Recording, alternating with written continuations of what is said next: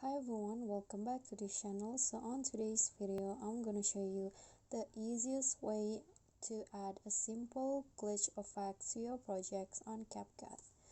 So in here I have already opened my projects, and to add a simple glitch effect you can just go to the transition.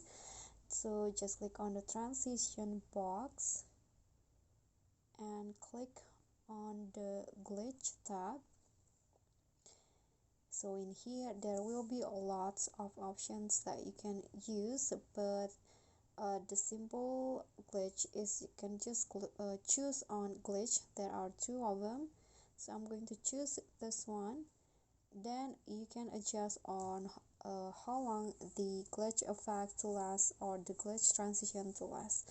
And if you want to apply it to all of your clicks, just click on apply to all and just click on the check icon, and here is the final result. Okay, so that's all for me. Thank you for watching. Please don't forget to like, comment, subscribe, and click on thanks. Thank you.